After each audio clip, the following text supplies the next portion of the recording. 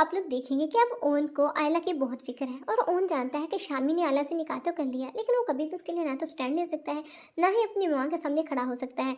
आयला अब थक चुकी है शामी की इस बुजदिली की वजह से। शामी को आयला से मोहब्बत तो है, लेकिन वो कभी भी आयला के लिए स्टैंड नहीं लेगा। आखिर एक दिन ऐसा आ ही जाएगा जब शामी अपनी ही माँ के कहने पर आयला को 2 लफ्ज़ बोलकर अपनी ज़िंदगी से ही फारिग कर देगा और शामी को फिर बहुत पछतावा होगा। शामी और आयला का निकाह हमेशा हमेशा के लिए ख़त्म हो जाएगा, जिसके बाद एक बार फिर से ओन के दिल में उम्मीद जागेगी कि उसे आयला मिल सकती है। और दूसरी तरफ इसे शामी की कज़न जो हाथ धोकर ओन के पीछे पड़ी है। ओन उससे नफरत करता है, उससे मोहब्बत करता ही नहीं, वो तो सिर्फ और सिर्फ आयला को ही पाना चाहता है।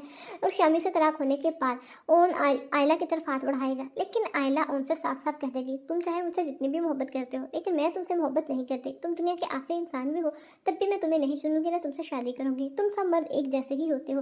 लेकिन जैसे जैसे ओन आयला की हिफाजत करेगा, उसे इज्जत देगा, तो आयला के दिल में खुद ही ओन की जगह बनती जाएगी और खुद ओन को पसंद करने लगेगी। आखिरकार ओन और फिर आयला की शादी होती तो आपको दिखाई ही जाएगी, क्योंकि ओन सच्ची मोहब्बत करता है आयला से। और सच्ची मोहब्बत करने वाले आखिरकार अपनी मोहब्बत को पा ही लेते हैं, चाहे मुश्किलों से ही सही, क्योंकि हर चीज़ इतनी आसानी से तो मिलती नहीं।